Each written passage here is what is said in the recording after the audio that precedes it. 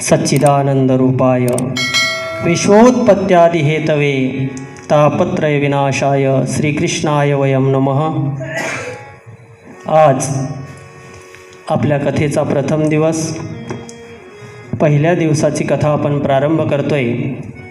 तत्पूर्वी थोडासा परिहार, तो म्हणजे असा, आमचे श्रीहरिभक्तपरायण परम मित्र ज्या आळंदीला वास्तव्याला आहेत ते आमचे श्रीहरिभक्तपरायण सखाराम महाराज जाधव यांनी आज हा लॉकडाऊनमध्ये घडून आणलेला योग आहे, नाही का? तेव्हा लॉकडाऊनमध्ये बरेच दिवस झाले आता काही कार्यक्रम नाही आहेत, परंतु महाराजांनी सांगितलं की आपल्याला इथं कार्यक्रम करायचा आहे आणि सर्व ही पैठणचीच मंडळी ना, चिंचाळा, तेव्हा त्यांनी फार महत्त्व सांगितलं. म्हटले महाराज तुम्हाला एकदा त्यांच्या गावात घेऊन जाणार आहे मी. कारण म्हटले असं आहे की प्रत्येक घरी सून सासूबाई प्रत्येक ठिकाणी भांडणं करणारे पाहिल्यात मध्ये, परंतु त्यांच्या गावात मी एक आश्चर्य पाहिलं की प्रत्येक सूनबाई सासूबाई दररोज संध्याकाळी हरिपाठ घेतात आणि असं कळल्यानंतरही आश्चर्य आहे, पाहायला भेटत नाही कुठं, परंतु बट्टे तुम्हाला नक्की दाखवायला नेईन. म्हटलं काही अडचण नाही. तेव्हा तिथून तुम्ही इथपर्यंत परमार्थ करण्याकरता आलात. सज्जनो, ही मंडळी फार थोरथोर आहे, कारण का लॉकडाऊनमुळे हाती लागली आपल्या, नाही तर अशी लागणारी नाही ती. तेव्हा आमचे श्रीहरिभक्तपरायण राधाकृष्ण महाराज खामकर अतिशय सुंदर तबलावादक आहेत, ते योगायोगानं भेटलेत आणि म्हणून त्यांनाही धन्यवाद. आमचे सिंतवादक जे आहेत श्रीहरिभक्तपरायण साहेबराव महाराज कवडीकर, ते आपल्याला फक्त दोनच दिवस आनंद देणार आहेत, नाही का? त्यानंतर कुठं वृंदावनला जायचं ना, तेव्हा वृंदावनला त्यांचा कार्यक्रम आहे कथेचा, पण म्हटलं काही अडचण नाही, पेमेंट तर काही देऊ शकत नाही, ते देतील होय ते. तेव्हा त्यांनाही धन्यवाद. आमचे श्रीहरिभक्तपरायण गायनामध्ये विशारद असणारे आमचे माऊली महाराज जमदाडे, तेव्हा त्यांनाही धन्यवाद. आमचे आता हे जे आमचे कृष्णा महाराज आहेत, आता येतील पखवाज वाजवायला नंतर, त्यांच्या इथली मंडळी सर्व, आमचे पांडुरंग महाराज, महादेव महाराज, सगळी मंडळी आहेत, तेव्हा सर्वांना धन्यवाद. आणि एकदा तुम्हालाही पुनश्च धन्यवाद, कारण का तुम्ही सर्व कामं सर्व सोडून आळंदी क्षेत्रामध्ये आलेत. भाग्योदयेन बहुजन्म समर्जितेन सत्संगमं च लभते पुरुषो यदा वै अज्ञान हेतुकृत मोह मदांधकार नाशम विदाय तदोदयेते विवेकः. सज्जन हो, भागवताचा प्रथम श्लोक जेव्हा उच्चारला जातो त्या प्रथम श्लोकातच सांगितलं जातं की भाग्योदयेन बहुजन्म समर्जितेन, ज्याचं भाग्य उदयाला आलं त्यालाच सत्संग घडतो, नाही तर आळंदीत येऊनही घडत नाहीत. आळंदीत येऊन काही झोपतात, नाही का? आळंदीत आल्यानंतरही काही झोपतात, इथं आल्यानंतर येतात सप्त्याला पण झोप काढतात का? कारण त्यांच्या नशिबात हा योग नसतो. भाग्योदयेनं, अनेक जन्माचं भाग्य जेव्हा उदयाला येतं तेव्हा सत्संग घडत असतो. म्हणून सांगितलं की सत्संगमं च लभते पुरुषो यदा वै अज्ञान हेतुकृत मोह मदांधकारम. सांगितलं की जीवनातला अज्ञान अंधकार नष्ट करण्याकरता ही श्रीमद भागवत कथा सांगितली जाते. श्रीमद भागवत कथा कुठे झाली तर सांगितले की नैमिषे सुतमासीन मभिवाद्य महामतीम कथामृतरसस्वाद कुशलो शोनको ब्रवीत. नैमिष अरण्यामध्ये आपण जी कथा पाहणार आहोत ती यज्ञांग कथा आहे.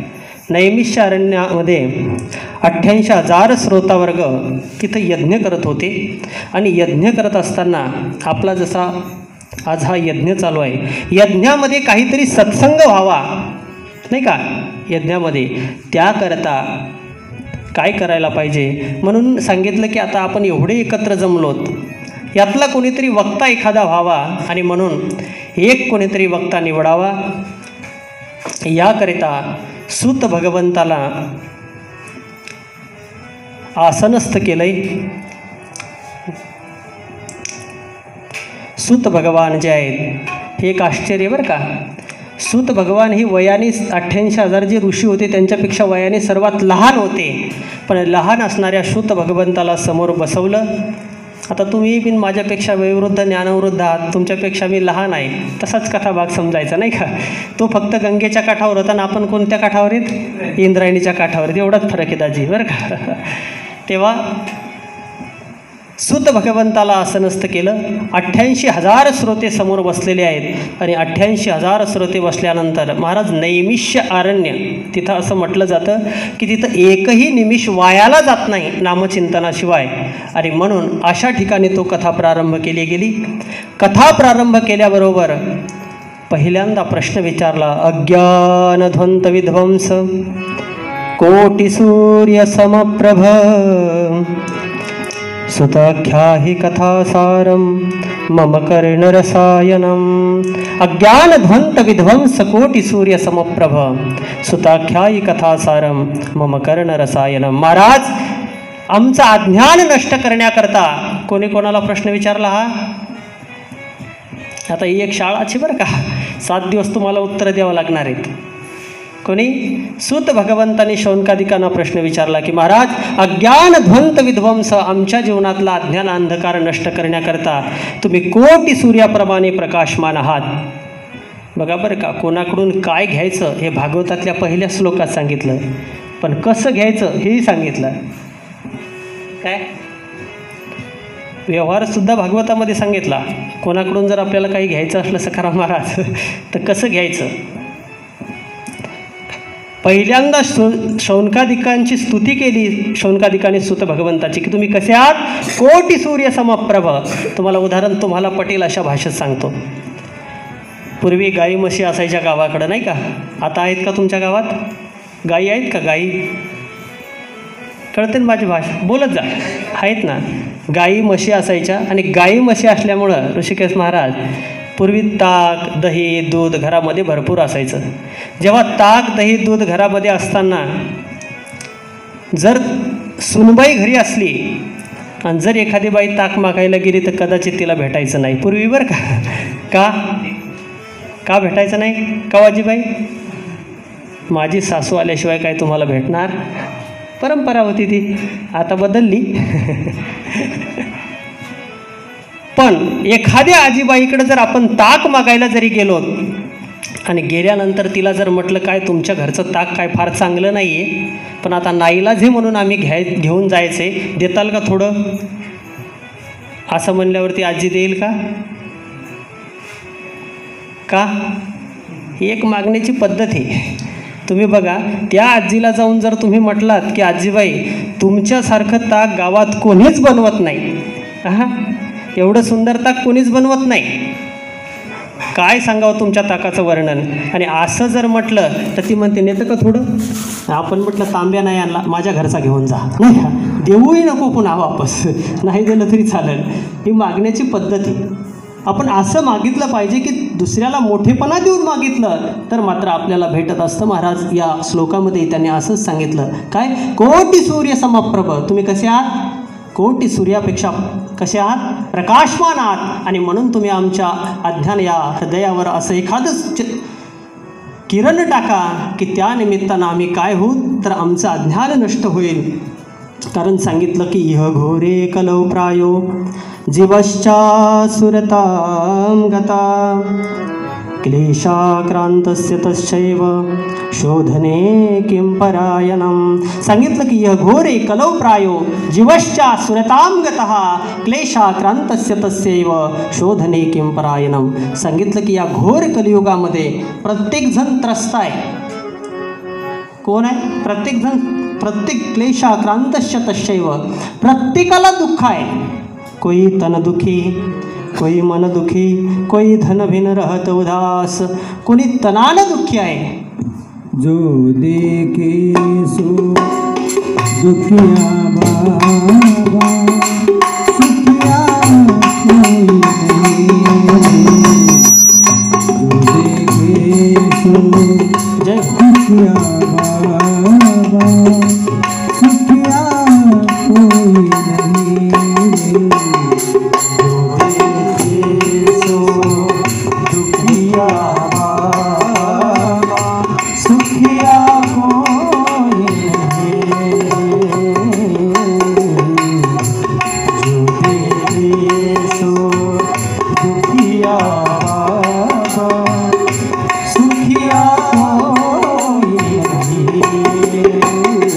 राजा दुखिया प्रजा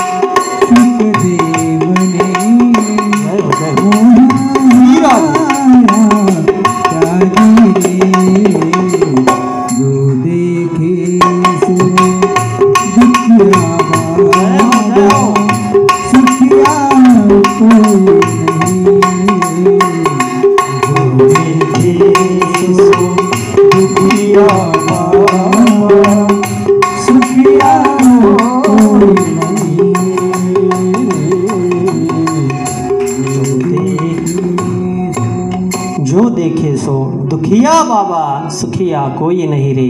मला सांगायचं आहे, भागवतामध्ये तेच सांगतात की इह घोरे कलौ प्रायो जीवश्चा सुरतां गतः क्लेशाक्रांतस्य तस्यैव शोधने किं परायणम.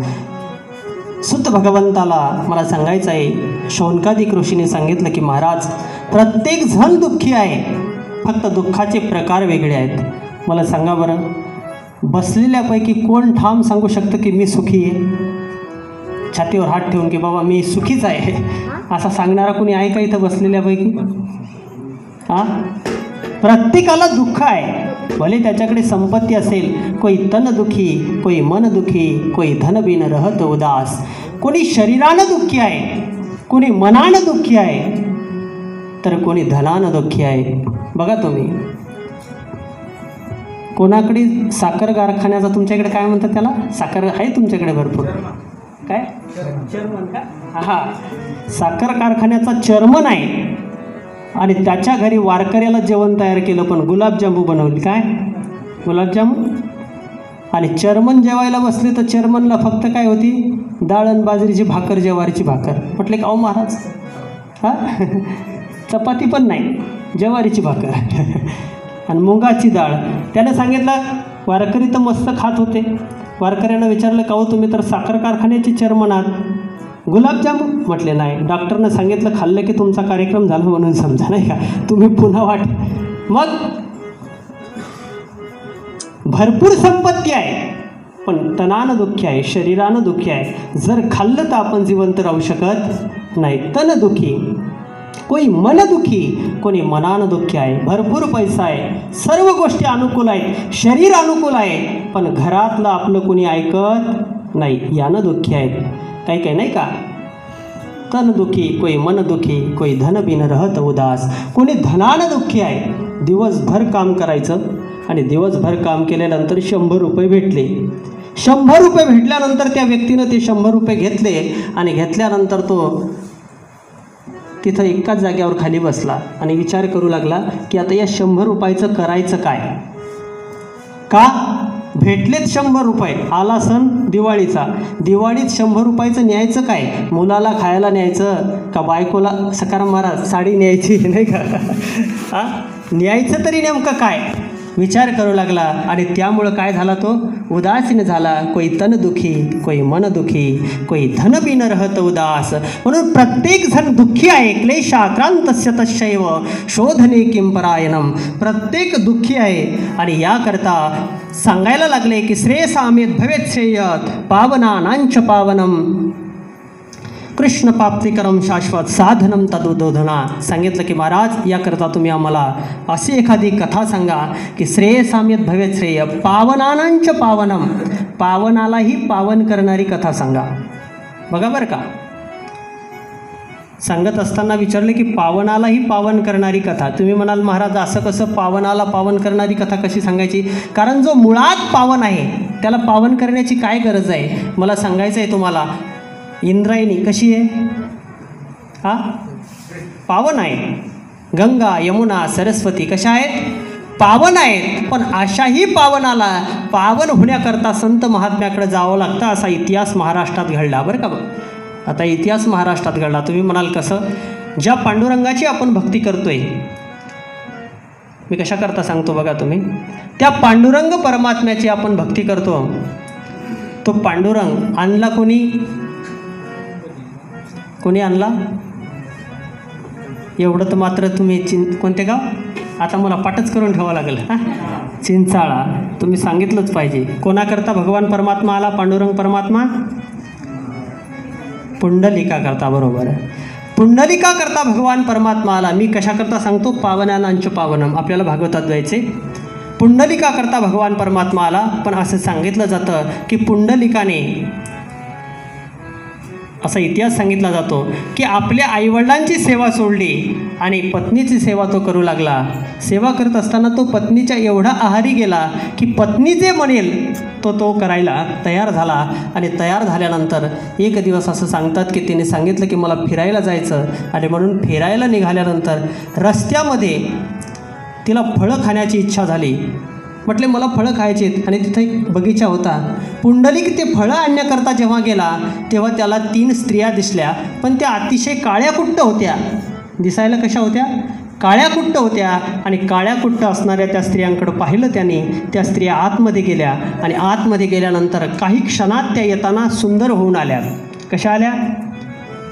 माणसाला काही गोष्टी विचारल्याशिवाय राहावत नाहीत. पुंडलिकाला राहवलं नाही. आणि म्हणून पुंडलिकाने त्या स्त्रियांना विचारलं, म्हटले का हो, जाताना तुम्ही काळ्याकुट्ट होता, येताना तुम्ही सुंदर होऊन आलात, तुम्ही आहात तरी कोण? तेव्हा त्या स्त्रियांनी सांगितलं की आम्ही गंगा, यमुना आणि सरस्वती आहोत. तुझ्यासारखे पापी आमच्यामध्ये स्नान करतात आणि पापी स्नान केल्यानंतर आम्ही अशा काळ्याकुट्ट होतो. महाराज, आपलं पाप धुण्याकरता आपण कुठं जातो? म्हणजे आपण स्वतःला मानतो की आपण कसे आहोत? तेव्हाच तर जातो की नाही? आणि म्हणून पाप धुण्याकरता ही लोक येतात. आणि आल्यानंतर आम्ही काळ्याकुट्ट होतो आणि नंतर आम्हाला संत दर्शनाकरता यावं लागतं. कुठं आल्या होत्या त्या? कुक्कुटस्वामीच्या आश्रमामध्ये आल्या होत्या. कुक्कुटस्वामीचं त्यांनी दर्शन घेतलं आणि दर्शन घेतल्याबरोबर संतांच्या दर्शनाचा फायदा एवढा मोठा झाला की काळ्याकुट्ट असणाऱ्या गंगा, यमुना, सरस्वती ज्या सामान्याला पापातून नष्ट करतात त्यांनाही पापातून नष्ट करण्याची ताकद कोणाकडे होती? कुक्कुटस्वामीकडे होती. म्हणून आम्हालाही अशी एखादी कथा सांगा की पावनानांच पावनम, पावनालाही पावन करणारी अशी आम्हाला एखादा कथा सांगा. आणि असं म्हणल्यानंतर सांगितलं की चिंतामणिर्लोक सुखम सुरधुस्वर्ग संपदम प्रयच्छितो गुरुप्रीतम वैकुंठ प्रिय दर्शनम. सांगितलं की महाराज पुन्हा एकदा त्यांच्याकरता आदरार्थी शब्द वापरले. चिंतामणिर्लोक सुखम सुरधुस्वर्ग संपदम. सांगितलं की महाराज तुम्ही आमच्यावर कृपा करा. कारण का? तुम्ही एवढे श्रेष्ठ आहात की चिंतामणीपेक्षाही तुम्ही काय आहात? श्रेष्ठ आहात. पहिल्यांदा सांगितलं की कोटी सूर्य समप्रभ. आणि आता काय सांगितलं दाजी? चिंतामणीपेक्षाही तुम्ही काय आहात? श्रेष्ठ आहात. चिंतामणीपेक्षा कसे श्रेष्ठ आहात? कारण चिंतामणी माणसाला जे मागितलं ते देतो. कल्पतरो जे मागितलं ते देतो. याच्यातून याचं चांगलं किंवा वाईट हा ते बघत नाही. तुम्ही आता मी काही दृष्टांत सांगण्यात वेळ घालत नाहीत. काही काही सांगतात ना ते भूतात नाही का, भूत प्रगट झालं आणि त्याला म्हणजे देताना तो विचार करत नाही. परंतु तुम्ही मात्र फार श्रेष्ठ आहात, चिंतामणीपेक्षाही श्रेष्ठ आहात. म्हणून असं सांगितलं जातं की तुम्ही आम्हाला गुरुकृपा आमच्यावर करा. आणि तुम्ही काय करा तर आम्हाला अशी एखादी कथा सांगा की आम्ही या दुःखातून बाजूला जाऊ. असं सांगितल्यानंतर सांगितलं की तुम्हाला दुःख कुठलं आहे? मग असं मी तुम्हाला सांगून गेलो. तेव्हा त्यांनी सांगितलं आहे की काल व्याल मुखग्रास त्रास निर्णास हेतवे श्रीमद्भागवतं शास्त्रं कलौकिरेण भासितं. काल व्याल मुखग्रास त्रास निर्णाश हेतवे. सांगितलं की सर्वात मोठी भीती जीवनामध्ये कोणती आहे महाराज? प्रत्येकाला भीती आहे बरं का. जर एखाद्याला वाघ दिसल्यानंतर माणसाला भीती वाटते का? तुम्हाला काहीच आश्चर्य वाटलं नाही का? वाघ दिसल्यानंतर भीती वाटते माणसाला. पण तोच वाघ एखाद्या रिंग मास्टरच्या जर हातात पडला तर त्याच्यावर तो काय करतो? आपलं पोट भरतो. एखादा साप जर असेल, जर पायऱ्याहून वर आला, कोण कोण बसून राहील बरं इथं? समजा आला एक, त्यानं चांगला फणा काढून बसला तर कोण कोण बसल? महाराजालाच बसावं लागतं की काय नाही का? बाकीचे काय कोणी हाती लागणार? दाजीला बसावं लागेल, कारण तबला तुमचा इथं आहे नाही का? तेव्हा साप दिसल्यानंतर माणसाला भीती वाटेल. परंतु तोच साप जर एखाद्या गारुड्याच्या हातात पडला तर तो गारुडी आपलं जीवन त्याच्यावर उदरनिर्वाह करू शकतो. म्हणजे एकाला त्याची भीती आहे तर एकाला त्याचा काय आहे? फायदा आहे, पण एक भीती जीवनातली अशी आहे की ती प्रत्येकाला आहे. ती कोणती भीती? मृत्यूची भीती, मरणाची भीती. मरण कोणाला आवडतं सांगा बरं? तुम्हाला बसलेल्यापैकी कोणाला आवडतं? कोणालाच नाही. अहो किती वयोवृद्ध होऊ द्या, एखाद्या तुम्हाला सांगतो 100 वर्षाच्या आजीबाईला जाऊन प्रेमाने म्हणा, काय आजीबाई तुम्ही कधी मरणार आहात? काय विचारायचं? प्रेमाने विचारा. राग येईल का नाही तिला? का? कारण मरण, महाराजांचं प्रमाण आहे, मरण हा शब्द कोणाला आवडतच नाही, पण आवडत नसला तरी तो प्रत्येकाला येणार हे मात्र निश्चित आहे. कुछ पल की जिंदगानी, कुछ पल की जिंदगानी, एक रोज सबको जाना, पर सोच तू सोच पल का नहीं ठिकाना, पर सोच तू सोच पल का नहीं ठिकाना, पर सोच तू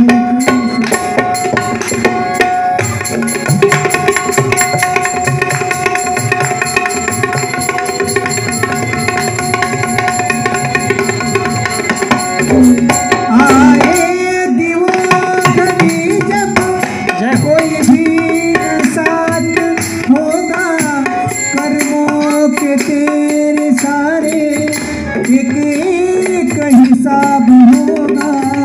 आए दीवानी जब कोई भी न साथ होगा, कर्मों के तेरे सारे एक एक हिसाब होगा. ये सोच ले अभी तू, ये सोच ले अभी तू, फिर वक्त आना, पर सोच तू सोच पल का हीरा है. कुछ पल की जिंदगानी, एक रोज सबको जाना, पर सोच तू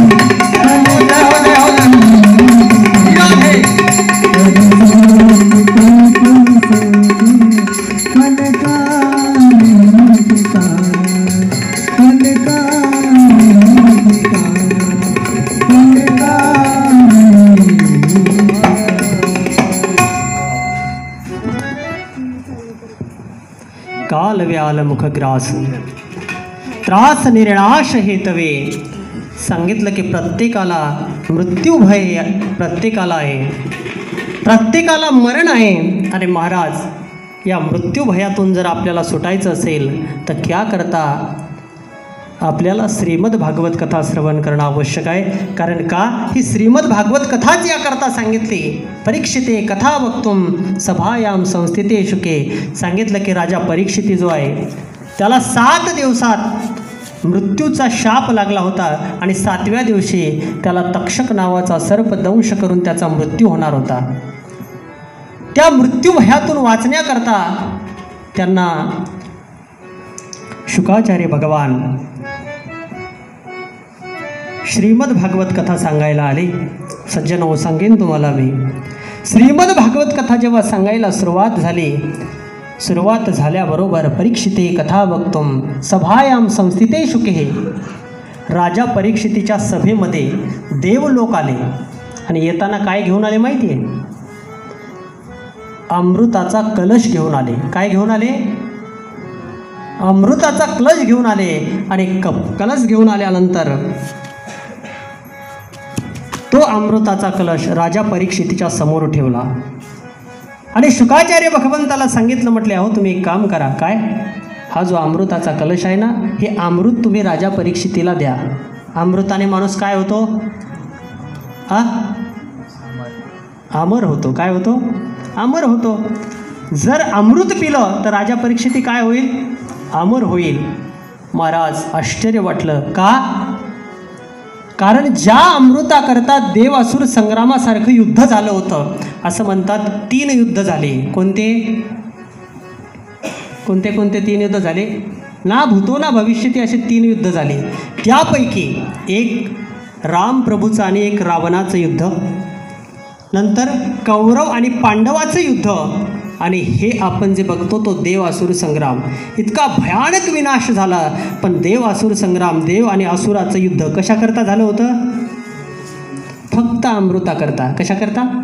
अमृताकरता. आणि ते अमृत सहज देवांनी आणलं आणि कुठं ठेवलं? राजा परीक्षितीच्या समोर ठेवलं. राजा परीक्षितीच्या समोर ठेवल्याबरोबर राजा परीक्षितीला पाजा असं म्हटल्याबरोबर शुकाचार्यांच्या लक्षात आलं ही देव आहेत. स्वकार्य कुशला देवा, स्वतःच्या कार्यामध्ये देव कुशल आहेत आणि हे सहजासहजी आपल्याला हे अमृत आणून देणार नाहीत. का आणलं हे विचारण्याच्या अगोदरच त्यांनी एक उत्तर दिलं. कोणतं? प्रपश्यामो वयम सर्व. श्रीमद्भागवती कथा सांगितलं की महाराज हे अमृत तुम्ही राजा परीक्षितीला द्या आणि याच्या बदल्यामध्ये आम्हाला काय सांगा?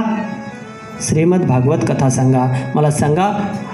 असं म्हटल्याबरोबर लक्षात आलं शुकाचार्यांच्या की देव कसे आहेत? स्वकार्य कुशला देवा, स्वतःच्या कार्यामध्ये कुशल आहेत, हे सहजासहजी देणार नाहीत. दधीजी ऋषीचं नुसतं दर्शन घेतलं देवाने आणि मागताना काय मागितली? हाडं मागितली शरीरातली वज्र बनवण्याकरता. म्हटले प्रपश्यामो. तेव्हा शुकाचार्याने सांगितलं की देवतांनो, व्यवहार हा बरोबरीचा होत असतो. कसा होतो व्यवहार? तुम्हाला आता तुमच्या भाषेत सांगतो. तुम्ही जर माता माऊल्यांनी तुम्हाला जर एखाद्याने वाटी दिली, काय दिली, तर तुम्ही त्यांच्या बदल्यात तिला काय द्याल? हा, तांब्याची घागर? हा, जास्त महाग म्हणत नाही मी, कानातलं ते गळ्यातलं ते नाही म्हणत, तांब्यापुरतं ठेवतो नाही का. लय लांब नाही जात, एवढं देणार पण नाही कोणी नाही का. बदला हा व्यवहार कसा असतो? समतोल असतो. परंतु हा व्यवहार सांगताना सांगितलं की स्वर्गामृत घ्या आणि त्या बदल्यात आम्हाला काय सांगा? कथा अमृत सांगा. तेव्हा शुकाचार्याने सांगितलं की क्वसुधा क्व कथा लोके व का चक्को मनिर्महान. सांगितलं की महाराज तुम्ही जे अमृत आमच्याकडे घेऊन आलात, क्व कथा क्वसुधा लोके व का चक्को मनिर्महान. सांगितलं की तुम्ही एक काच घेऊन आलात आणि त्याच्या बदल्यामध्ये आम्हाला हिरा मागायला लागलात, असं जमत नसतं. मग स्वर्गातलं तुम्ही अमृत आणलंय, पण स्वर्ग अमृतापेक्षाही कथा अमृत श्रेष्ठ आहे. कसं आहे? कारण पहिलं एक दोष सांगतो स्वर्ग अमृतातला. स्वर्गातलं अमृत हे पक्षपाती आहे. कसं आहे? पक्षपाती आहे. ज्यांनी 100 यज्ञ पूर्ण केले आणि 100 यज्ञ पूर्ण करून मग त्याला कुठं जायला भेटतं? स्वर्गात जायला भेटतं. स्वर्गात गेल्यानंतर पण 100 यज्ञ किती? आणि 100 यज्ञ करत असताना असं म्हणतात की त्या यज्ञामध्ये हत्तीच्या सोंडे एवढी तुपाची धार सोडावी लागते. किती? किती दाजी? बरं का बापू, यज्ञ करत असताना त्यामध्ये हत्तीच्या सोंडे एवढी तुपाची धार सोडावी लागते आणि असे 100 यज्ञ करावे लागतात. तुम्हाला काहीच आश्चर्य वाटलं नाही? आता तब्येती सुधारायला आपल्याला यांच्याच गावात जावं लागणार आहे नाही का. एवढं तूप म्हणल्यावर नाही का. आता जर विचार केला तर तूप आपल्याला पूर्वी पद्धत होती बरं का. पंक्तीत जर तूप वाढायचं पांडुरंगा तर कसं वाढायचं माहिती का? पळीनं वाढायचे ना, पळीनं तूप वाढायचे. त्या पळीवरचं तूप चमच्यावर आलं. कशावर? चमच्यावर आलं नाही का. पळीतलं तूप संपलं, चमच्यावर आलं. चमचा चमचा चमचा. त्यानंतर लोक हुशार झाली, म्हटले चमच्यानंही जास्त पडायला लागलं नाही का. आता काय करायला पाहिजे? म्हटले आता चमच्यापेक्षा आपण एखादं ते कशाचं पळसाचे पानं नाही का, पळस आहे का तुमच्याकडं? आता तूप वाढायला काय घेतात लोक? ते पळसाचे पानं घेतात, वाटीत तुमच्या इकडे घेतात का? ते वाटीत बुडवून टाकायला नाही का. ते पळसाचं पान आणि ते चमच्यानं जास्त पडत होतं म्हणून पानाने घेतात आणि पान टाकताना तो वाढणारा एवढा फास्टर असतो बरं का. थांबत नाही ते, कारण थांबलं तर वाटीवता म्हणणारे लोक आहेत पंक्तीत नाही का. त्यामुळं ते काय करतं, पटापटा पटापटा टाकत जातं. याला वाटतं माझ्या ताटात पडलं का नाही, ते पुढच्याच्या पायथ्याच्यात पडतही नाही थेंब नाही का. आपल्याला मला सांगायचं आहे, पंक्तीत वाढायला तूप नाही, हत्तीच्या सोंडे एवढं तूप आपण त्या यज्ञात टाकू शकत नाही. आणि एवढे यज्ञ करून आपण स्वर्गात जाऊ शकत नाही. पण स्वर्गात जायचं असेल आणि स्वर्गामृत प्यायचं असेल तर यज्ञ केल्याशिवाय गत्यांतर नाही. म्हणजे ते पक्षपाती आहे. पण कथा अमृत तसं नाही बरं का. कथा अमृत कसं आहे?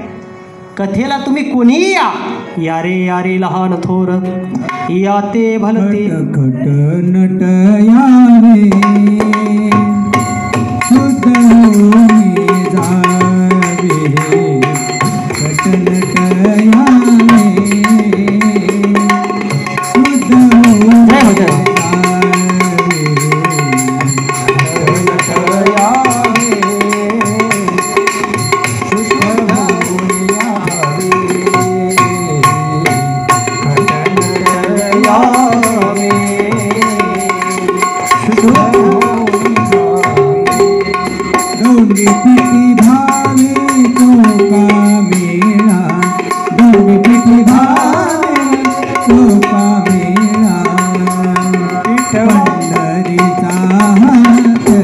जय हो जय हो.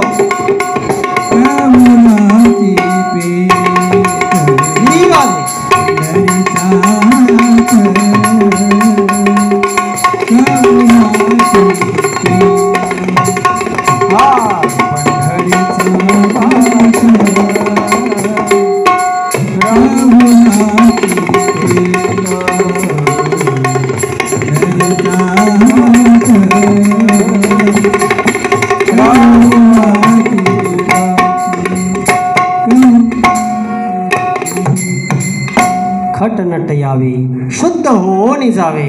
सांगितलं की कथा श्रवणाकरता कोणीही या. इथं विचारलं जातं का की तुम्ही श्रीमंत आहात का गरीब आहात का कुठल्या जातीचे आहात, विचारलं जातं. कोणीही याल तरी या रेला, कोणी या असं सांगितलं जातं की इथं पक्षपात नाही आहे. तसं स्वर्ग अमृतामध्ये काय आहे, पक्षपात आहे. म्हणून शुकाचार्याने सांगितलं की तुमच्या अमृतापेक्षा कथा अमृत कसं आहे, श्रेष्ठ आहे.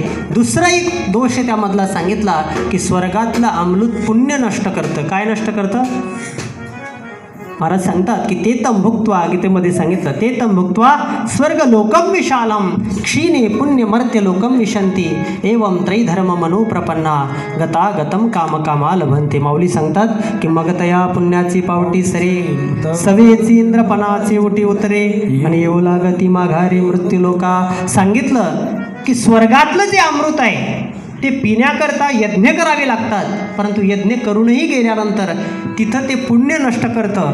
पित असताना काय करतं, पुण्य नष्ट करतं. आणि पुण्य नष्ट केल्यानंतर माऊली म्हणतात की मग तर या पुण्याची पावटी सरे सवेच इंद्रपणाची उटी उतरे आणि येऊ लागती माघारे मृत्यू लोका. त्यांना मृत्यू लोकात यावं लागतं. कुठला अमृत पिऊन, स्वर्गातला अमृत पिऊन. परंतु कथा अमृताचा फायदा असा आहे की तव कथा अमृतम तप्त जीवनम कविभिरीडितम कल्मशापहम श्रवणमंगलम श्रीमदाततम भुई गृह्णन्ति ते भुरिदा जना. कथामृत पिल्यानंतर कल्मश नष्ट होतात. कल्मश म्हणजे काय, पाप नष्ट होतं. आणि पाप ज्याचं नष्ट झालं त्याला कुठं जायला भेटतं, स्वर्गात जायला भेटतं. म्हणून पाप नष्ट करणारं पुन्हा सांगितलं की ते दीर्घजीवी. मला सांगायचं आहे की स्वर्ग अमृत कदाचित दीर्घजीवीच बनवू शकतं पण दिव्यजीवी बनवू शकत नाही. परंतु कथामृतात एवढी ताकद आहे, त्या भजनात या कीर्तनात एवढी मोठी ताकद आहे की ते माणसाला दिव्यजीवी बनवतं. अमरत्व हे फार काळाचं नसतं पण दिव्यजीवी बनवतं. मला सांगायचं आहे ज्ञानोबारायांना समाधी घेऊन किती काळ झाला, 725 नाही का. मला सांगा बरं, ज्ञानोबारायांना 725 म्हणजे किती पिढ्या झाल्या आपल्या भाषेत, बोलत जा काय अडचण नाही, तुमचाच महाराज आहे नाही. 7 पिढ्या झाल्या. किती पिढ्या झाल्या, 7 पिढ्या ज्ञानोबारायांना झाल्या. तुकोबारायांना किती वर्ष झाले, 4 नाही का, म्हणजे 4 पिढ्या झाल्या. मला सांगा बरं, ज्ञानोबाराय तुकोबाराय आपल्याला माहिती आहेत की नाही, कोण आहेत आपले, तुमच्या बसलेल्यापैकी कोणाचे नातेवाईक आहेत का, नाही, कोणाचेच नाही. मग आपले नातेवाईक नाहीत, आपले कोणी संबंधित नाहीत, तरीही ज्ञानोबाराय तुकोबाराय आपल्याला माहीत आहेत. काय कारण, त्याचं कारण आहे महाराज की त्यांनी स्वतःचं दिव्य हे जीवन हे दिव्यजीवी बनवलं आणि ते जगताना दुसऱ्याकरता जगली. कोणाकरता, त्या काळात काही कमी म्हातारे असतील का हो, नाही का, कमी लोक असतील, पण 700 वर्षाच्या एकाही व्यक्तीचं नाव आपण घेत नाही. म्हणून मी तुम्हाला सांगेन, ज्या माणसाला आपलं नाव शिल्लक ठेवायचं असेल त्याला दुसऱ्यासाठी जगावं लागतं. कोणासाठी? स्वतःसाठी जगले. जगाच्या कल्याणा संतांच्या विभूती, जगाच्या कल्याणा संतांच्या विभूती, जगाच्या कल्याणा संतांच्या विभूती, जगाच्या कल्याणा संतांच्या विभूती. देह कष्टविती पर उपकारी,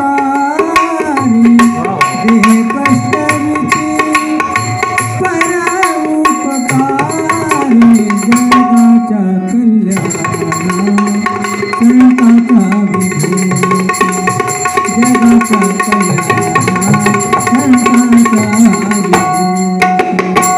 देह कष्टवीती परोपकारी, देह कष्टवीती परोपकारी, जगाच्या कल्याणा संतांच्या विभूती, जगाच्या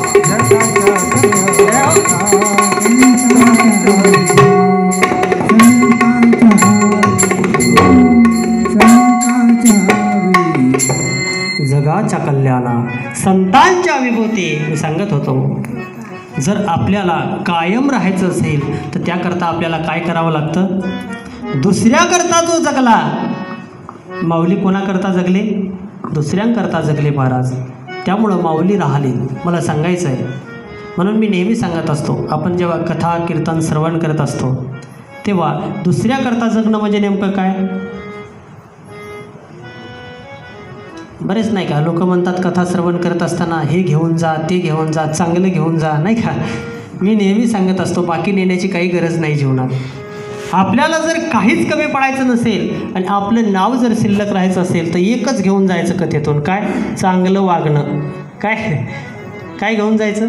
आपण जीवनात चांगलं वागलो की आपलं नाव हे कायम राहिल्याशिवाय राहत नाही. माऊलीने बाकी केलं काय हो?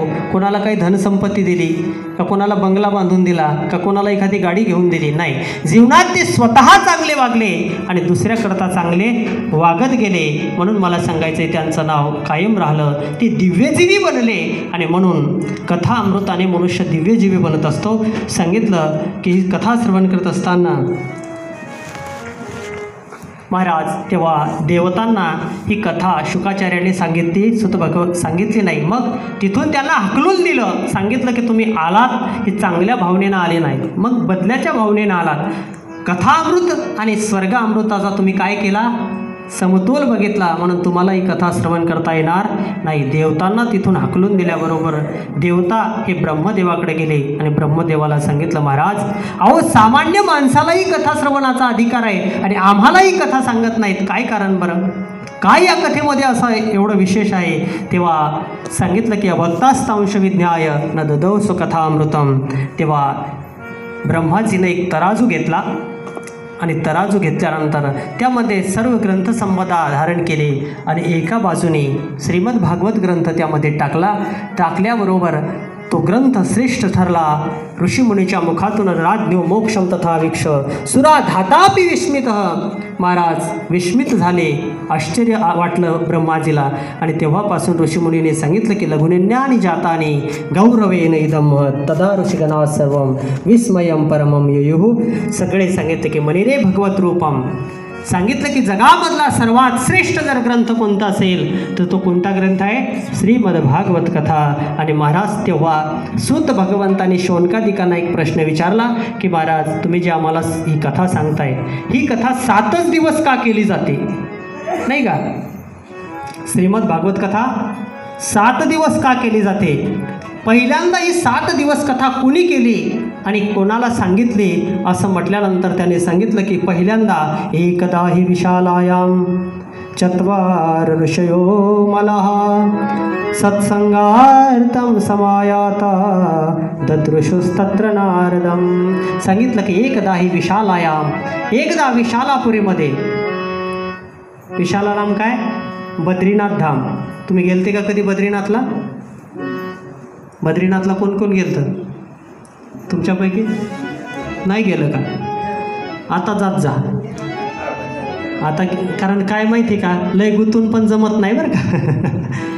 मग सुनबाईच्या हातात चाब्या गेल्यावर तुमचं काही खरं नाही. जास्त मी बोलत नाही, सकाराम महाराजामुळे मी जरा घाबरायला लागलो बोलायला, पण बोलतो. नाही का? तेव्हा बद्रीनाथ आश्रमामध्ये एकदा ही विशालायाम चत्वारो ऋषयो मलया सत्संगार्थम समायाता ददृशुस्तत्र नारदम. महाराज सनत सनंदन सनातन सनत कुमार हे चारी भावंड एकदा सत्संगाकरता बद्रीनाथ आश्रमामध्ये फिरत होते आणि फिरत असताना तिथं त्यांना नारद महर्षीची भेटी झाली. कोण भेटलं त्यांना? नारद महर्षी भेटले. परंतु नारद महर्षी भेटल्यानंतर नारद महर्षीच्या चेहऱ्यावर त्यांना दुःख दिसलं. काय दिसलं? तेव्हा त्यांनी विचारलं, कथम ब्रह्मंदिनमुख कुतश्चिंतातुरो भवान त्वरितं गम्यते कुत्र कुतश्चागमनं तव. सांगितलं की कथम ब्रह्मंदिनमुख कुतश्चिंतातुरो भवान त्वरितं गम्यते कुत्र कुतश्चागमनं तव. महाराज, तुमच्या चेहऱ्यावर कशामुळे दुःख दिसतंय? कथम ब्रह्मंदिनमुख. साधू महात्म्याच्या चेहऱ्यावर कधी दुःख दिसायला नको. सामान्य माणसाच्या चेहऱ्यावर दुःख दिसलं तर हरकत नाही. का?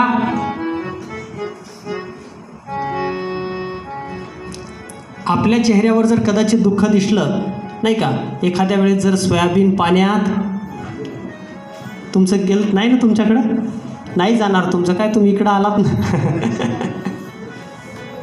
पण जर चेहऱ्यावर जर सामान्य माणसाच्या दुःख दिसलं तर आश्चर्य नाही का? कोणाचं काही नुकसान झालं की तो माणूस दुःखी होतो, चेहरा दुःखी दिसतो. पण साधूच्या चेहऱ्यावर दुःख येणं हे फार आश्चर्य बरं का. नारद महर्षीच्या चेहऱ्यावर दुःख दिसलं आणि सनत सनंदन सनातन कुमार यांनी विचारलं, महाराज का दुःखी आहात तुम्ही? अहो, तुमच्याजवळचं एखाद्या सामान्य व्यक्तीचं धन चोरीला गेलं तर तो काय होऊ शकतो? दुःखी होऊ शकतो. पण तुमचं जे धन आहे ते धन कसं आहे? न चोरी जाणारं धन आहे. मला सांगा बरं, आता तुम्ही कमावलेलं 7 दिवसाचं धन कोणतं? आता तुम्ही 7 दिवस श्रीमद भागवत कथा श्रवण करणार आहात. 7 दिवस कमावलेलं पुण्य घरी नेल्यानंतर समजा तुमच्या घरच्या मंडळीने सांगितलं का, हो आम्ही इथं घरी काम केलं आहे 7 दिवस, कोणी सोयाबीन सोंगलं आहे, कोणी नाही का कापूस, एवढं काम केलं आणि तुम्ही 7 दिवस आनंदित कथा श्रवण केली. मग तुम्ही एक काम करा, 7 दिवस श्रवण केलेली कथा त्यातलं अर्ध पुण्य तुम्ही त्या बदल्यात आम्हाला, असं कोणी मागेल का तुम्हाला? म्हणजे तुमच्या पुण्यात कोणी वाटेकरी होईल का? नाही. का? कारण या पुण्यामध्ये कोणीही वाटेकरी होऊ शकत नाही आणि हे धन कोणी चोरीला नेऊ शकत नाही. महाराज, हे धनच असं विशेष आहे. कोणाला जर म्हटलं ना, ही ज्ञानेश्वरी घ्या वाचत बसा, नका महाराज तुम्हीच वाचा, नाही का? चोरीला नेतं का कोणी? नाही महाराज, हे धनच असं मोठं आहे. मला सांगा बरं, तुम्ही इथं भागवत ग्रंथावर एक सोन्याचा हार ठेवा आणि एक तुळशीची माळ ठेवा, काय चोरीला जाईल? काय जाईल? सोनं जाईल. परमार्थिक गोष्ट चोरीला जात नाही, पण ती त्याच्यापेक्षा श्रेष्ठ असते हे माणसाच्या लक्षात येत नाही. आणि म्हणून मी तुम्हाला सांगेन, महाराज सांगितलं की तुमचं कुठलं धन चोरीला गेलं, का तुम्ही दुःखी झालात? कारण महात्म्याचं धन असतं हमारो धन राधा श्री राधा श्री राम. हमारो धन राधा. टाळी वाजवा, टाळी वाजवा. राधा श्री राम.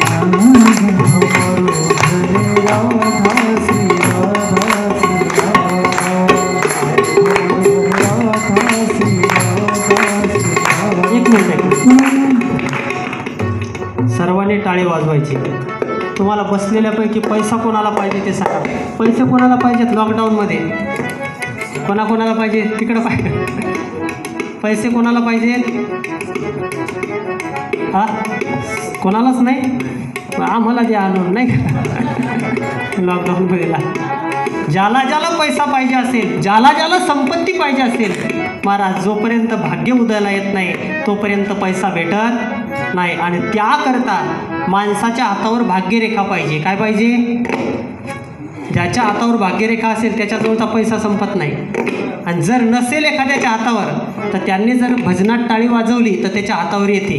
कुठं असते भाग्यरेखा माहिती आहे? इकडं बघा, दाखवतो. आता बघा कसे बघायला लागले सगळे. आता सगळे बघायला लागले. पैसा म्हणलं की सगळे. जाऊ द्या, नंतर दाखवतो तुम्हाला शेवटच्या दिवशी.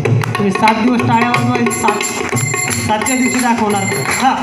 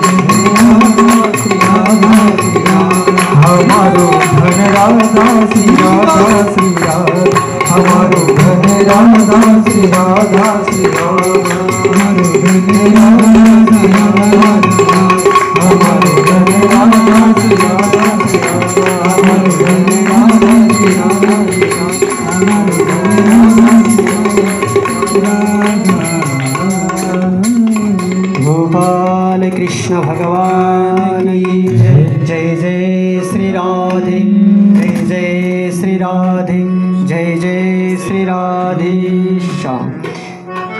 सज्जन हो, बाबा बस की तो तेव्हा नारद महर्षीला सांगायला लागले की तुमच्या चेहऱ्यावरचं जे दुःख आहे, कारण तुमचं धन हे चोरीला जाणारं नाही. का दुःखी आहात तुम्ही? काय तुमच्या दुःखाचं कारण आहे? तेव्हा महाराज नारद महर्षी सांगू लागले की माझ्या दुःखाचं कारण असं आहे की मला एक वेळेस मनशांती नव्हती. बघा बरं का, साधूही काय होतो, कधी कधी दुःखी होतो. पण कोणता साधू हे सांगितलं. महात्मा दुःखी होतच नाही, पण महात्मा जर लोकसंग्रही असला तर त्याला दुःख भोगावं लागतं. म्हणून साधूने कधीही लोकात राहायचं नसतं. जो लोकात राहिला त्याला दुःख. नारद महर्षी अखंड लोकात राहत होते आणि लोकांतात राहिलेला साधू त्याला मात्र कधी ना कधी दुःख भोगावं, मला सांगायचं आहे. म्हणून साधू लोकही एकांतात राहतात बरं का. शुकाचार्याला जीवनात कधीच दुःख भोगण्याची वेळ आली नाही. कारण का? जन्मल्याबरोबर त्यांनी घराचा त्याग केला. ब्राह्मणाचे पोरे का केळासी आले, ते 12 वर्ष लपाले रे, कापत कापत बाहेर आले, ते नागवेची पळून गेले रे. दुःख भोगायची वेळ आली नाही. कारण का? कारण त्यांच्या जीवनामध्ये त्यांनी लोकांचा संग्रह केला नाही, लोकसान्निध्यात राहिले नाही. नारद महर्षी लोकांतात राहिले, त्यामुळे त्यांना दुःख भोगावं लागलं. आणि म्हणून त्यांनी सांगितलं की मला समाधान होत नव्हतं आणि म्हणून समाधानाकरता मी कुठंतरी जावं या भावनेनं. जसं आपल्याला संसारात फार दुःख वाटायला लागलं की वाटतं कुठं यावं आपण, आळंदीत यावं, देवाकडं जावं. आणि म्हणून समाधानाकरता नारद महर्षी अहम तू पृथ्वी मी आतो सांगितलं की हरिक्षेत्रम कुरुक्षेत्रम श्रीरंगम सेतुबंधनम, प्रत्येक ठिकाणी मी फिरलो पण मला समाधान प्राप्त झालं नाही. आणि म्हणून मग मला असं वाटलं की चला, साधूच्या संगतीत गेल्यानंतर लोक म्हणतात की सुखया संत समागमे. कुठं सुख आहे? संतांच्या सानिध्यात आहे.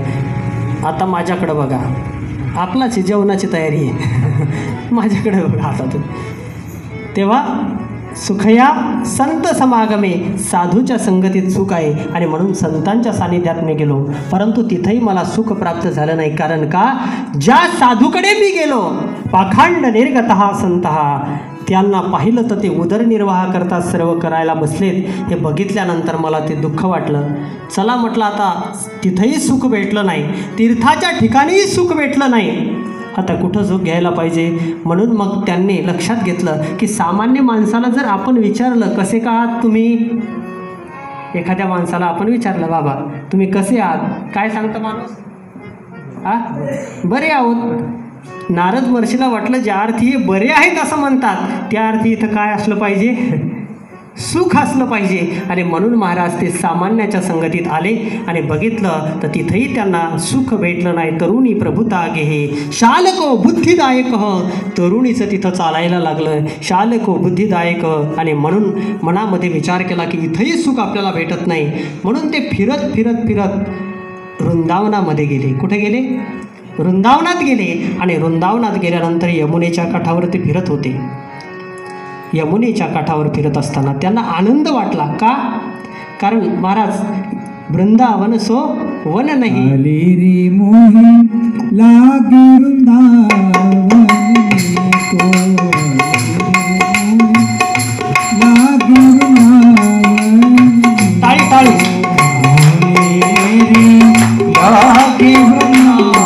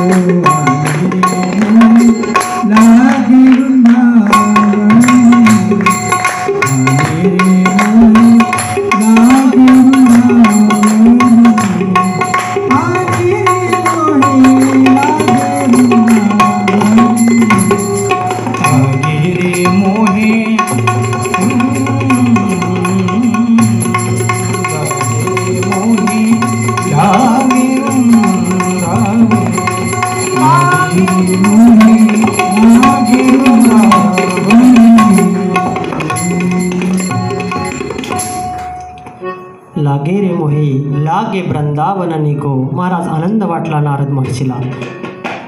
आनंदाच्या भरामध्ये ते यमुनेच्या काठावर फिरत होते आणि फिरत असताना त्यांना लीला आठवू लागल्या. काय, इथंच यशोदा मैया कन्हैयाच्या मागे लागली असेल, याच काठावर कन्हैयानं माती खाल्ली असेल, इथंच गोपाळ खेळले असतील. महाराज एक एक एक एक दृश्य आठवू लागलं. कन्हैया इथूनच चालत गेलेला असेल, इथंच वासरं चालत असेल. वृंदावनचा तो थाट नारद महर्षी अंतकरणात आठवू लागले आणि त्यामुळे त्यांना आनंद वाटू लागला. कशाचा, कृष्णाच्या बाललीलांचे ते आठवण करू लागले. यशोदा मैयानं काठी मारावी एवढा अधिकार यशोदा मैयाला कन्हैयानं दिला होता. बघा बरं का, हे मोठं आश्चर्य जीवनातलं. जे ब्रह्मा आहे निर्गुण, त्याच्यावर काठी उजारण्याची कोणाची ताकद आहे का? पण यशोदा मैयाला मात्र तो अधिकार दिला. आणि यशोदा मैया छोट्याशा कृष्णाला महाराज काय करत होती, काठी उजारत होती. हे दृश्य जेव्हा बघितलं नारद महर्षीला आनंद वाटला. वा, काय बाललीला आहेत माझ्या कन्हैयाच्या. आणि मग अंतःकरणातून ते प्रफुल्लित झाले, आनंदित झाले. आणि महाराज मी तुम्हाला नेहमी सांगेन, माणसाच्या जीवनात आनंद आला की त्याच्या पाठोपाठ त्याच्या जीवनात कधी ना कधी दुःख येत असतं. आणि दुःख आलं की त्याच्या पाठोपाठ कधी ना, कारण का, संसारात ती संसार. म्हणून माणसाच्या जीवनात दुःख आलं की कधी खचून जायचं नाही, खचून जायचंच नाही. कारण दुःख त्याच्या बदल्यानंतर सुख येणारच आहे. कारण ही चालू आहे, कधी सुख कधी दुःख, कधी सुख कधी दुःख. आज नारद महर्षीच्या जीवनात आनंद झाला. आणि आनंद झाल्यानंतर जेव्हा नारद महर्षी फिरत होते तेव्हा नारद महर्षी थोडे पुढं गेले. पाहतात ते एक स्त्री होती. त्या स्त्रीच्या मांडीवर 2 वृद्ध पुरुष होते. आणि वृद्ध पुरुष असताना ती स्त्री रडत होती. रडणाऱ्या स्त्रीकडं पाहिलं, अंतःकरण हळहळून गेलं. कारण कोण होते, महात्मे होते. दुसऱ्याच्या दुःखानं दुःखी होतात हे संत असतात आणि दुसऱ्याच्या सुखानं सुखी होतात हे जीव असतात, नाही का.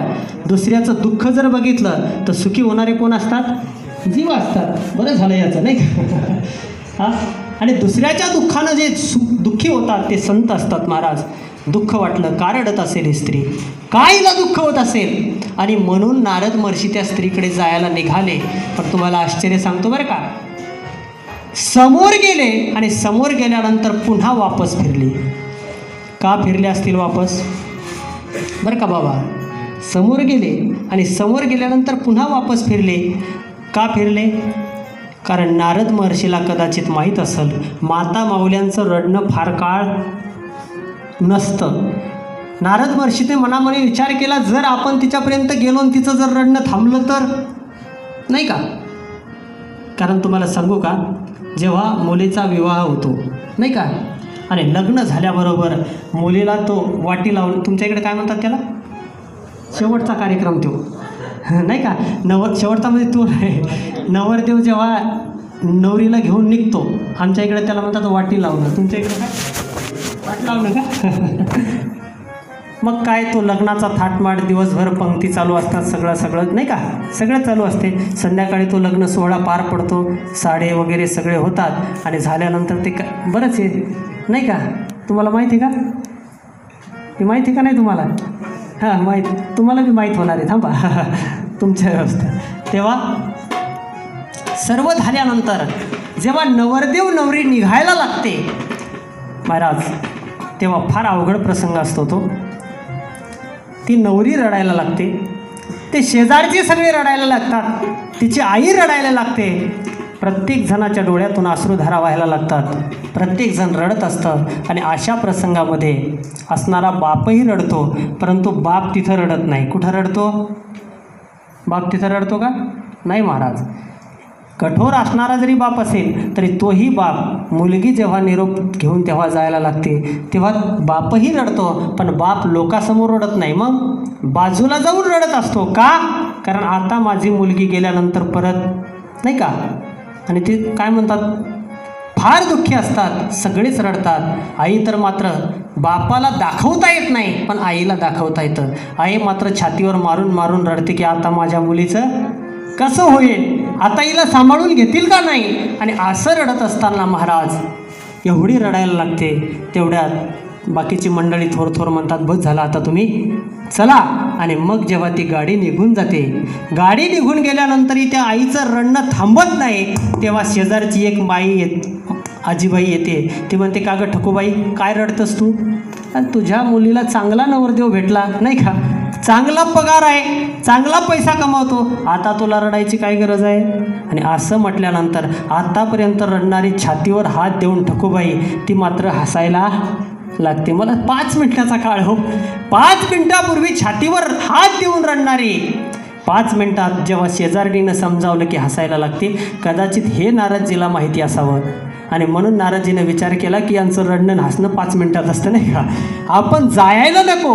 परंतु महाराज ते वापस फिरल्याबरोबर त्या स्त्रीनं हाक मारला की भो साधो क्षणं तिष्ठ मश्चिंतामपि नाशय दर्शनं तव लोकस्य सर्वथा गहरं परम. हे साधो भो साधो क्षणं तिष्ठ. या बाबा, भो साधो क्षणं तिष्ठ मश्चिंतामपि नाशय दर्शनं तव लोकश्च सर्वथा गहरं परम. सांगितलं की साधो, तुम्हाला ज्यांची भेटी झाली, ज्यांच्या जीवनामध्ये जो तुम्हाला भेटला, त्या प्रत्येकाचं तुम्ही हित केलं. आणि मग सांगायला लागले की तुम्ही माझ्याही जीवनातलं काय करा, दुःख नष्ट करा. तेव्हा सांगितलं, कोण आहात तुम्ही. तेव्हा त्या स्त्रीनं सांगितलं की अहं भक्तिरिती ख्याता इमो मे तनयो मतो ज्ञानवैराग्य नामानो कालयोगेन जर्जरो. सांगितलं की अहं भक्तिरिती ख्याता इमो मे तनयो मतयो ज्ञानवैराग्य नामानो कालयोगेन जर्जरो. सांगितलं की मी भक्ती आहे, आणि माझ्या मांडीवर जे झोपलेले आहेत ते माझी मुलं आहेत, त्यांचं नाव ज्ञान आणि वैराग्य आहे. तेव्हा त्या स्त्रीनं सांगितलं की महाराज,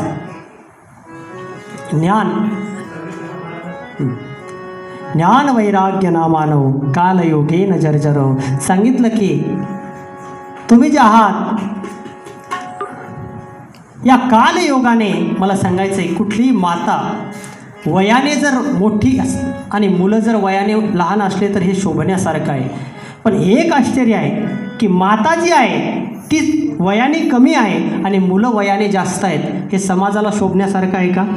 नाही आहे. म्हणून त्या स्त्रीनं सांगितलं की महाराज, माझी मुलं जी आहे ती वृद्ध झालेली आहे आणि मी मात्र तरुण आहे. तुम्ही एक काम करा. काय करा? माझे मुलं तरुण करा. आणि असं म्हटल्यानंतर त्याने सांगितलं की मुलं तरुण करायचे आहेत, काही अडचण नाही. महाराज नारद महर्षीनं सांगितलं की मुलं तरुण करतो. संतांनी सांगितलेलं वचन आहे. कोणी सांगितलं? एका जनार्दनी संत पूर्ण करती मनोरथ. महात्म्याने दिलेलं वचन आहे. आणि म्हणून निश्चिंत झाली भक्ती. आणि भक्ती निश्चिंत झाल्यानंतर भक्तीनं सांगितल्यानंतर महाराज नारद महर्षीने उपाय करायला सुरुवात केली. आणि उपाय करत असताना असं सांगतात की नारद महर्षी उपाय करत गीता पाठेर मुहुर्मुहू. गीता पाठ करत होते. वेद वेदांत घोषश्च. वेदांताचा पाठ करत होते. परंतु वेदांचा पाठ गीतेचा पाठ करत असताना ती मुलं तरुण व्हायची. परंतु तरुण झाल्यानंतर काही काळानंतर ते वृद्ध व्हायचे. आणि असं झाल्यानंतर मात्र नारद महर्षीला तर विचार पडला की मी यांना वचन दिलंय पण आता ही तरुण होत नाहीत, काय करायला पाहिजे? आणि म्हणून नारद महर्षी सांगितलं की चिंता करू नका, तुमच्या मुलांना तरुण केल्याशिवाय मी राहणार नाही. संतांना दिलेलं वचन होतं. आणि म्हणून नारद महर्षी यांना तरुण करावं म्हणून नारद महर्षी शोधार्थासाठी निघाले की कोण यांना सांगेल, कोण मला याचा उपाय सांगेल. जेव्हा नारद महर्षी विचारण्याकरता येत होते तेव्हा काही आश्रमातली जी महात्मे होते ती निघून जात होते. का? कारण ब्रह्माजीचे मानसपुत्र आहेत, यांना काय उत्तर द्यावं आपण. काही जी आश्रमातली माणसं होती, जी साधू होती, स्वतःला मोठी बनवून घेत होती, त्यांनी सांगितलं शिष्यांना की जर नारद महर्षी इथं आले तर त्यांना सांगा की आम्ही मौन धरलेलं आहे काय. आणि म्हणून असं फिरत असताना ते कुठं गेले तर बद्रीनाथ आश्रमामध्ये गेले. आणि बद्रीनाथ आश्रमामध्ये गेल्यानंतर त्यांना या चारी भावंडाची भेट झाली. भेट झाल्यानंतर सांगितलं महाराज काय उपाय आहे? तेव्हा त्याने सांगितलं बाकीचा काही उपाय नाही. तुम्हाला जर ज्ञान वैराग्याला तरुण करायचं असेल तर त्याकरता एकच उपाय आहे, श्रीमद्भागवता लापह. तुम्ही त्यांना श्रीमद भागवत कथा सांगा. सांगितल्याबरोबर ते तरुण होतील. आणि असं म्हटल्याबरोबर महाराज उपाय कोणी सांगितला? आपल्याला 5 मिनटं कथा बघायची, चालेल समाप्त. उपाय कोणी सांगितला? सनकादिकांनी सांगितला.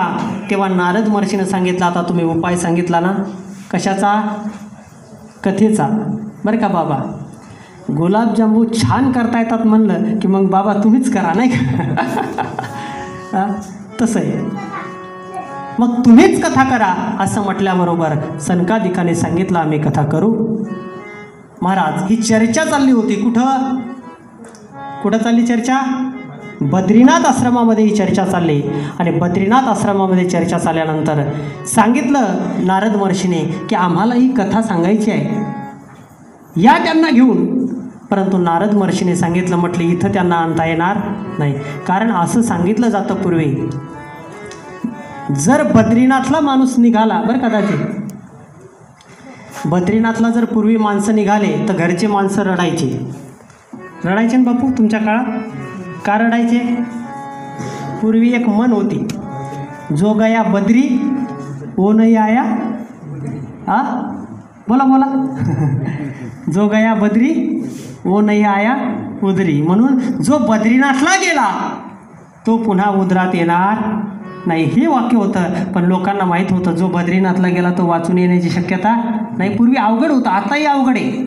आता जर बद्रीनाथला गेलं तर महाराज तुम्ही गेले होते नाही का, तर तिकडे गेल्यानंतर खाली गंगा आहे नाही का, दरी आहे खोल आणि वर पहाड आहे. जर एखादा वरून पहाड जर पडला तर कदाचित गाडीवर पडल्यानंतर वाचण्याची शक्यता नाही. आणि रस्ताही एवढा अरुंद आहे, जर खाली गाडी गेली तर पुन्हा पाहायची तशीच जाऊ द्यायची. म्हणजे एवढं अवघड आहे. तेव्हा नारद महर्षीला सनकादिकांनी सांगितलं, म्हटले जर कथा ऐकायला नारद महर्षी म्हटले तर इथं येता येणार नाही. मग आता कथा आपल्याला करायची कुठं महाराज? तेव्हा नारद महर्षीने सांगितलं की तुम्ही हरिद्वारला चला. बद्रीनाथपासून बरोबर हरिद्वार अर्ध्यात आणि तिथून अर्ध्यात वृंदावन आहे. ज्ञान आणि वैराग्य वयोवृद्ध कुठं झालेत? वृंदावनामध्ये. चर्चा कुठं चालली? बद्रीनाथमध्ये आणि दोघांच्या मधोमध हरिद्वार आहे. सांगितलं आपण तिथं कथा करू. महाराज हरिद्वारमध्ये कथा करण्याचं ठरलं. सनकादिक बद्रीनाथ आश्रमापासून हरिद्वारमध्ये उतरलेत. इकडं नारद महर्षीने एक आसन तयार केलं, गंगेमध्ये वालुकाचं आसन तयार केलं. सांगायला सनत सनंदन सनातन कुमार हे चारी भावंड बसलेले आहेत. ऐकायला एकटे नारदजी बसलेत आणि नारदजींनी 3 आसनं तिथं टाकली. कोणाकोणाकरता? कोणाकोणाकरता? ज्ञान, वैराग्य आणि भक्ती. महाराज त्यांच्याकरता टाकल्याबरोबर असं सांगितलं जातं,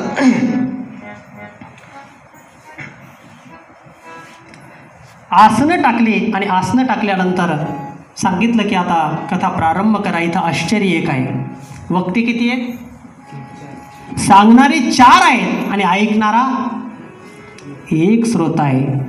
हे आश्चर्य आहे. इथं सांगणारा किती आहे? इथं एक आहे नाही. म्हणजे सगळं मलाच सांगावं लागणार आहे. 4 असले तर आळीपाळीनं झालं असतं नाही. हां, सांगणारे 4 आहेत आणि ऐकणारा 1 आहे. आसनं टाकले आणि आसनं टाकल्याबरोबर सांगितलं की ज्यांना कथा ऐकायची आहे, कथा प्रारंभ झाली आहे. भृगुर वशिष्ठ चवनश्च गौतमो मेधा तिथिर देवलो देवव्यास. सांगितलं की प्रत्येकाला कळलं की सनकादिक कथा सांगतायत आणि म्हणून सर्वजण तिथं कथा श्रवणाकरता आलेत.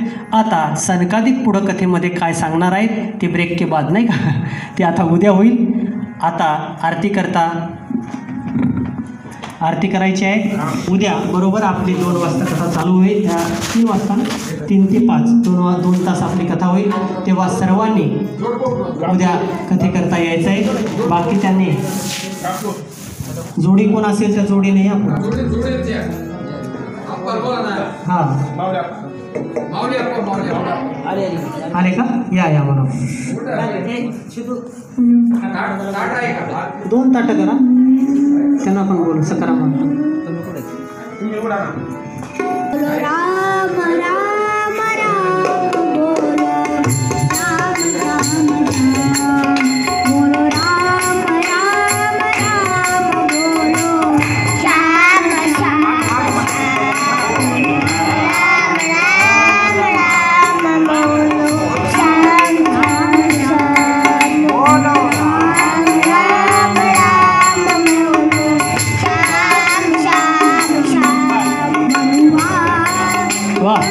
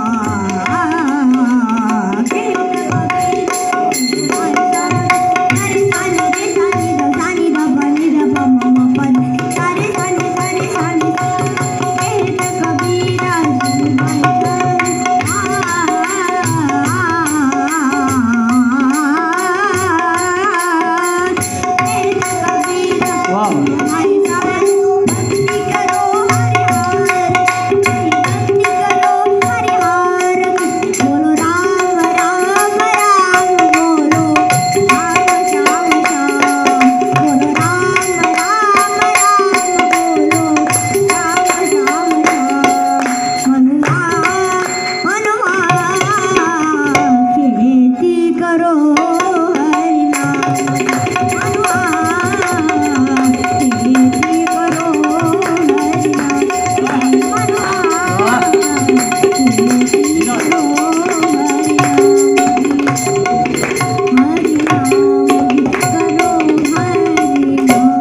वाव. शुद्ध बीजापोटी फळे रसाळ गुमटी. आज ज्यांनी अभंग गायला आमचे सोहम महाराज जे आपले सिंतवर वाजवायला आहेत त्यांचे सुपुत्र, तेव्हा अतिशय सुंदर त्यांनी अभंग गायलेला आहे. पुन्हा एकदा त्यांच्यासाठी टाळ्या वाजवायच्या. आणि त्यांना साथ दिली ते आमचे तबल्यावर जे बसलेले त्यांचे सुपुत्र आहे हर्षद महाराज.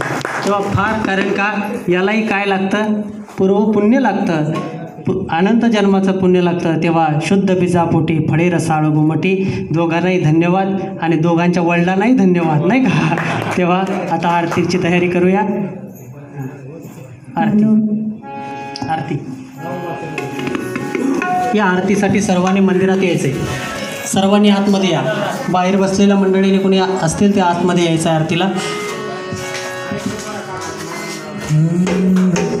जय हो जय श्री भागवता, आरती करो तुझ भगवंता.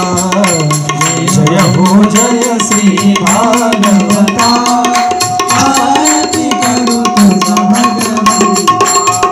श्री शुक मुनीने परम भक्तीने नाना परीने गायले जा हरि चरिता. आरती करो तुझ भगवंता. जय हो जय श्री भागवता, आरती करो तुझ भगवंता. मधुर पड सानुरसी जे सजळ, राम मुनी सकल सेवुनी झाले जन सुगळ.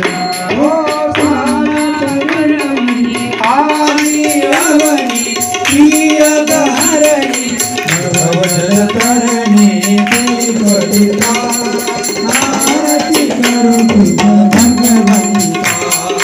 जय हो जय श्री भागवता, आरती करो तुझ भगवंता.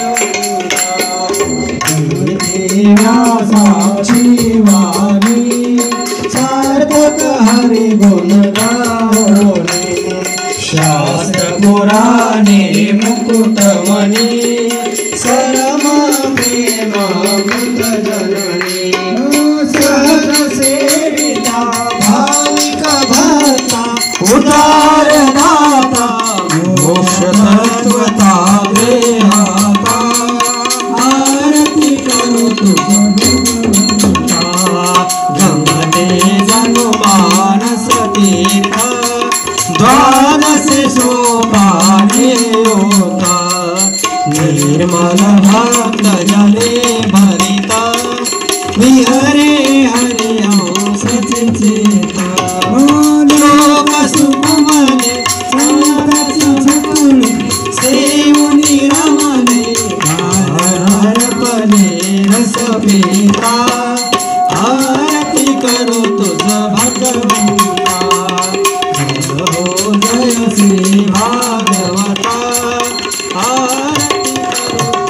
अपार महिमा ग्रंथाचा वदवेना गुणासाचा.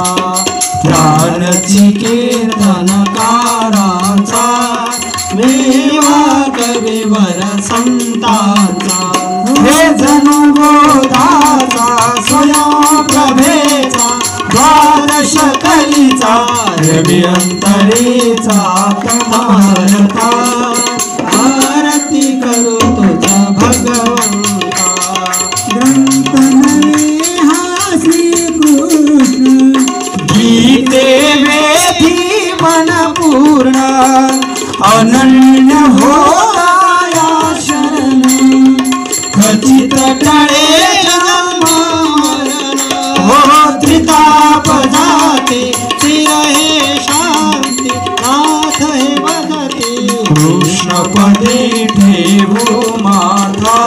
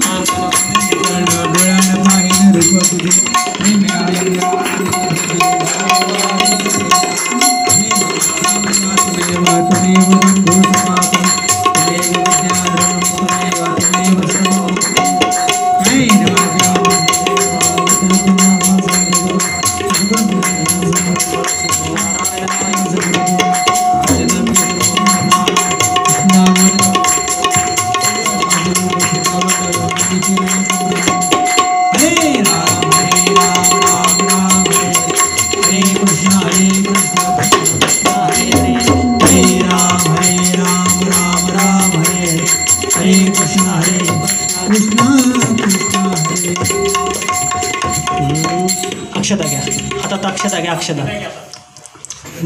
हरि ओम जगनेन जगनमयजन्त देवास्तानि धर्माणि प्रथमान्यासन्न तेहनाकं महिमान सचन्त यत्र पूर्वे साध्या सन्ति देवाः. ओम एकदन्ताय विद्महे वक्रतुण्डाय धीमहि तन्नो दन्ति प्रचोदयात्. ओम नारायणाय विद्महे वासुदेवाय धीमहि तन्नो विष्णु प्रचोदयात्. ओम महालक्ष्मी च विद्महे विष्णुपत्नी च धीमहि तन्नो लक्ष्मी प्रचोदयात्. नानासुगन्धपुष्पाणि यथा कालोद्भवानि च पुष्पाञ्जलिर्मया दत्त ग्रहाण परमेश्वर मंत्रपुष्पाञ्जलिं समर्पयामि. गोपाल कृष्ण भगवान की जय. श्रीमद्भागवत महापुराण की जय. व्यास जी महाराज की जय. गो माता की जय. अपने अपने माता पिता की जय. सब संतन की जय. जय जय श्री राधे, जय जय श्री राधे, जय जय श्री राधेश्याम.